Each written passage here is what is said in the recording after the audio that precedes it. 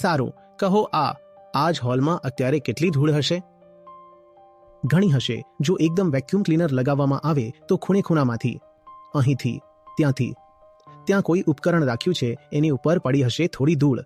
એવી રીતે ભેગી કરવામાં આવે તો આટલી મુઠ્ઠી ભરીને તો નીકળશે કે નહીં નીકળે? અને એકવાર નીકળી ગઈ તો પછી એનું શું કરીશું? મારી જશે. અત્યારે તો મોજ છે ધૂળને. અને જો ભેગી થઈ ગઈ તો એણે પોતાનું અસ્તિત્વ બતાવી દીધું. ઇન્ટિગ્રેટેડ, યુનિફાઈડ, એકીકૃત તો મારી જશે ને.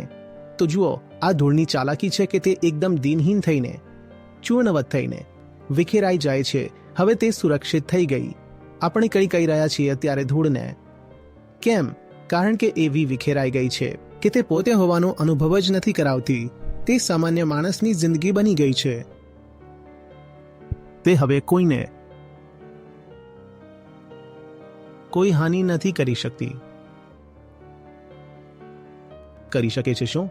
વિખેરાયેલી ધૂળ છે. આ જ ધૂળને જોશ આવી જાય, ધૂળમાં જરા અહંતા જાગૃત થઈ જાય. ધૂળ કહે મારે પોતાની હસ્તી પ્રદર્શિત કરવી છે, અને ધૂળ એક ઢગલો બનીને આવી જાય અને અહીં પડે પટ. તો આપણે એને તરત ઉઠાવીને બહાર ફેંકી દઈશું. તો ધૂળે કેવી ચાલાકી બતાવી. તે વિખરાઈ ગઈ.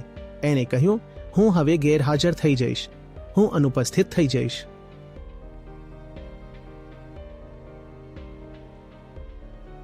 હું કંઈ રહીશ જ નહીં. અને આ કંઈ નહીં રહીને એણે પોતાને સદા રહેવાનો પ્રબંધ કરી લીધો. આ હોય છે સામાન્ય અહંકાર.